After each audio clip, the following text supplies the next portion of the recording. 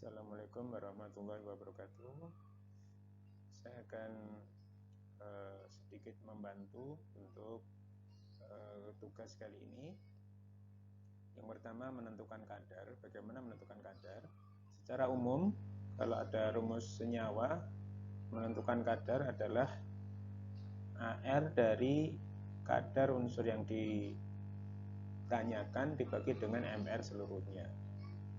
Jadi misalkan ini CONH2 dua kali, ini rumus urea, maka rumus kadarnya adalah persen kadar N, ini bisa kadarnya dalam persen sesuai dengan pertanyaan, sama dengan 2 kali ARN dibagi dengan MR CONH2 dua kali. ARN diketahui sudah ada di sini 14, jadi 2 kali 14 kali dibagi dengan 60, maka hasilnya adalah 28 dibagi 60 sama dengan 0,46. Maka untuk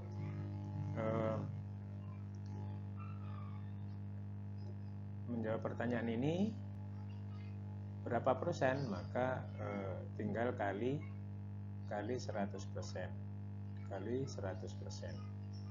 Oke. Maka hasilnya adalah 46%. Ya, seperti itu. Lanjut.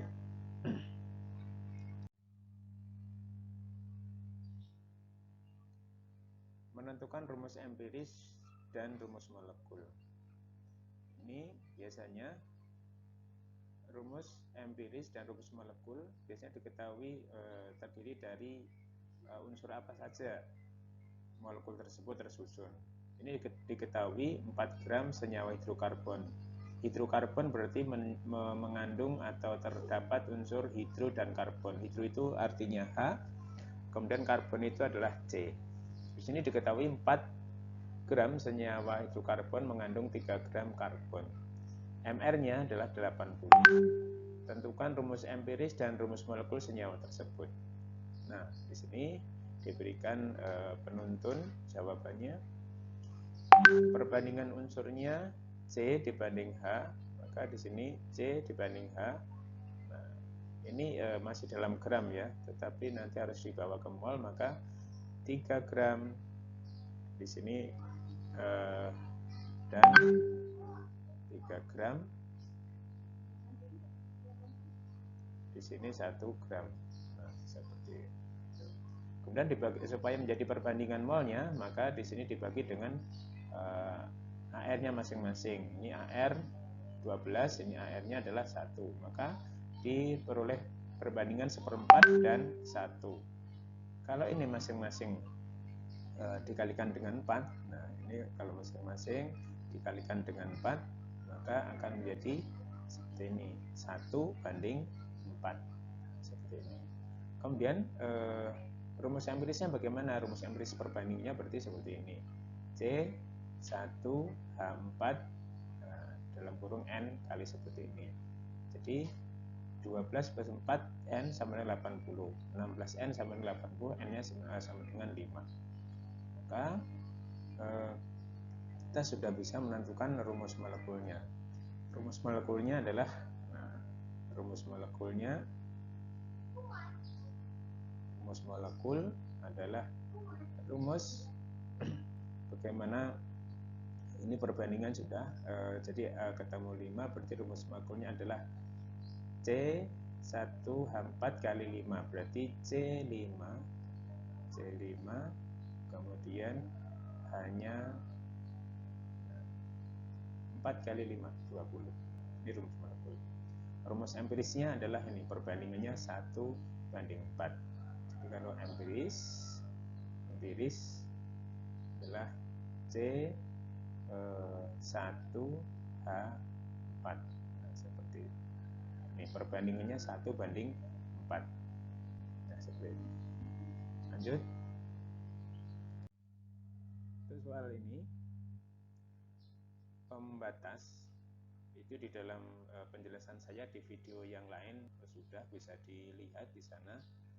Jadi bagaimana menentukan reaksi pembatas itu ada dua cara. Yang pertama cara try and error, maksudnya try itu coba dan error dan salah nanti baru diganti berikutnya, maksudnya dicoba salah diganti. Jadi misalkan yang habis ini kemudian begitu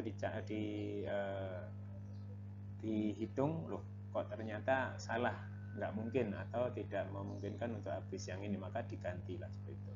Cara yang lebih tepat maksudnya tidak mengganti atau adalah dengan cara perbandingan langsung diterapkan dengan membanding atau membagi dengan koefisiennya seperti ini. Saya baca soalnya dulu. Sini menentukan reaksi pembatas suatu reaksi atau hasil reaksi, ini adalah judulnya ya, maksudnya indikatornya.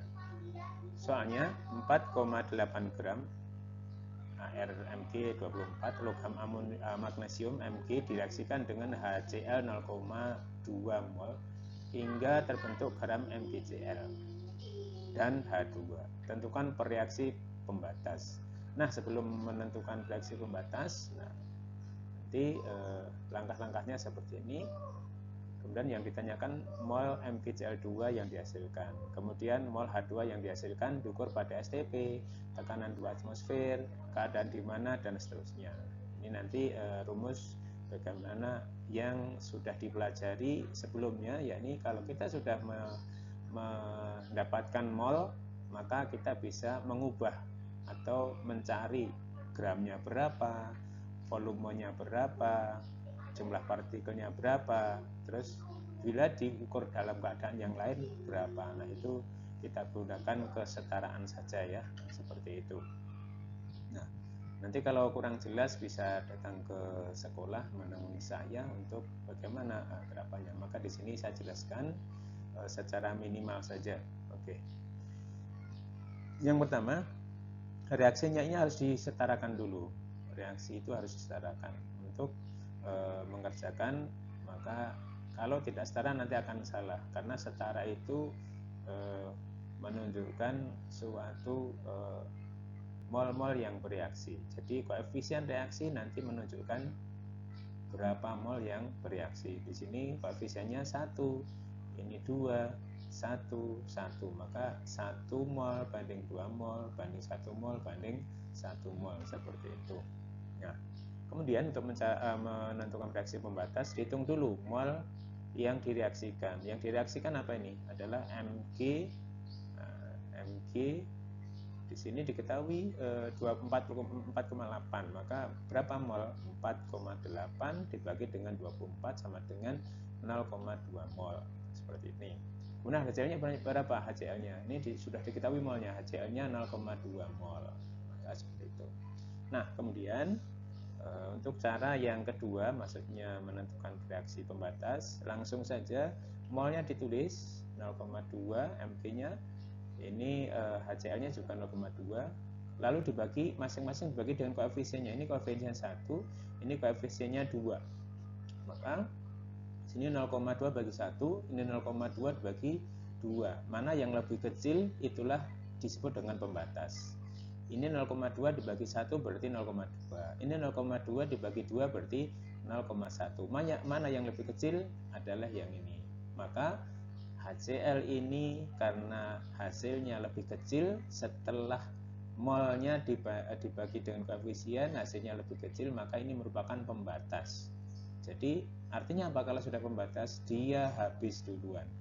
Yang dipakai untuk acuan yang habis duluan ini. Maka ini nanti Mg 0,2 ini bisa sisa gitu ya. Jadi yang habis ini.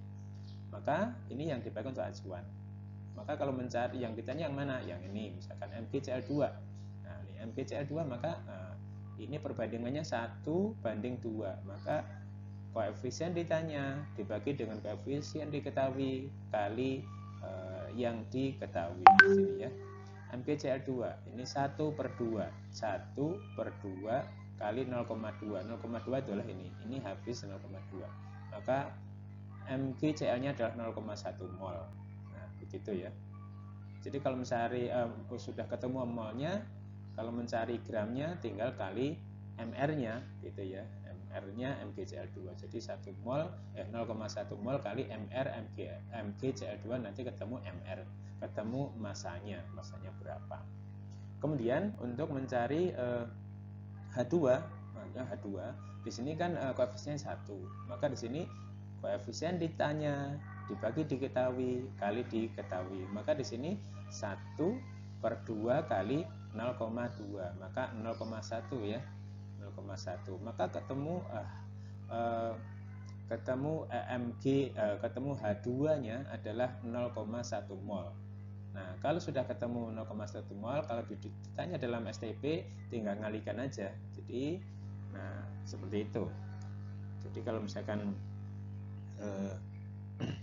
saya ini tulis di sini misalkan H2 sama dengan 0,1 mol. Berapa dalam STP-nya? Nah, dalam STP berapa? Maka tinggal kalikan 22,4. 0,1 kali 22,4 berarti adalah 2,24 liter. Nah, seperti itu. Demikian pula kalau pada suhu yang lain, maka nanti akan yang pertanyaan yang kedua. Nah, ini nanti bisa mencari pakai PVNRT. Kalau yang keadaan yang ketiga, kalau molnya sama maka volumenya juga sama, seperti itu. 7,1 gram Cl2 memiliki volume 5 liter. Nah, seperti itu. Maka bisa dihitung ya, dihitung misalkan jadi 7,1 Cl2 ini berapa mol? Nah, cari dulu 7,1 dibagi dengan Cl itu 35,5 berarti 71 ya. Jadi sama dengan 1 mol. Jadi keadaan di mana 1 mol itu sama dengan 5 liter. Nah, 5 liter. 1 mol 5 liter pada keadaan yang sama, pada T dan P sama. Nah, kalau pada T dan P sama, kalau molnya sama, liternya juga sama, maka nah di sini HCl H2 di sini adalah 0,1 mol. 0,1 mol. Maka nah, berapakah H2-nya? Nah, H2-nya berarti 0,1. Kalau 1 mol 5, maka kalau 0,1 berarti tinggal sama ya. Tinggal 0,5 liter. Nah, seperti itu. Jadi jawabnya seperti itu. Ini kurang detail, nanti kalau ada pertanyaan bisa datang ke sekolah. Oke, ini hampir sama, nggak usah saya sebutkan, nggak usah saya jelaskan lagi. Kemudian yang berikutnya adalah ini, menentukan hidrat.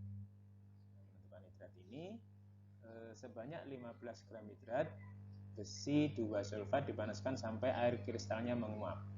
Nah, yang namanya hidrat itu ini ada rumus ini X, FeSO4, besi 2 sulfat ini FeSO4, kemudian XH2O, XH2O ya. Nah, ini XH2O. Kemudian kita akan mencari X-nya. Nah, X ini kan ada X nih. X-nya itu berapa? Nah, X-nya ini berapa? Maka reaksinya seperti ini, FeSO4X H2O dipanaskan sehingga menjadi FeSO4 dan H2O. Yang tadinya 15 gram ini antara campuran antara FeSO4 dan H2O. Kalau sudah seperti ini terpisah, H2O-nya pisah sendiri menguap. Kalau di sini diketahui 8,2 FeSO4-nya, maka H2SO4-nya berarti 15 dikurangi 8,2 akan ketemu 6,8 seperti itu ya. Nah, kemudian berlaku hukum perbandingan koefisien sama dengan perbandingan mol-mol yang bereaksi. Di sini koefisiennya adalah 1 di sini. Ini 1 ya. Di sini 1, di sini 1, di sini X. Yang kita cari adalah X-nya ini. Ini X akan kita akan kita cari, gitu ya. Ini X-nya akan kita cari. X-nya akan kita cari. Mol FeSO4, nah ini 8,2 gram dibagi dengan 152, ini dari sini ya, FeSO4 dihitung mR-nya ada 152. Ini dihasilkan 0,0539. Kemudian H2O-nya berapa? Ya, H2O-nya 6,8 dibagi dengan 18 sama dengan 0,377. Nah, seperti ini. Maka untuk mencari ininya bagaimana nanti? Nah, maka bisa cari perbandingan koefisien. Jadi koefisien saya tulis koefisien FeSO4 dibagi atau dibanding dengan koefisien H2O. Nah, seperti itu ya. Nanti sama dengan perbandingannya berapa? Adalah perbandingan molnya adalah 0,0539, kalau di sini 0,377. Maka seperti itu. Ini koefisien FeSO4 adalah 1, kemudian H2O adalah X. Maka di sini tinggal kali sidang aja ya. 0,39. Ini 0,377. Maka ini kali sidang. Sana ya. Maka X-nya berapa? Adalah 0,377 dibagi dengan 0,0539. Hasilnya kira-kira adalah 6,999. Ini mendekati angka 7, maka akhirnya kita dapatkan angka 7. Maka rumus kristalnya adalah, saya balikan ke sini, rumus kristalnya berarti adalah FeSO4, nah ini titik ya, 7H2O, seperti itu. Jadi ini X-nya, ini adalah X-nya yang kita cari X-nya. Nah, sampai di sini. Terima kasih, mudah-mudahan membantu. Assalamualaikum warahmatullahi wabarakatuh.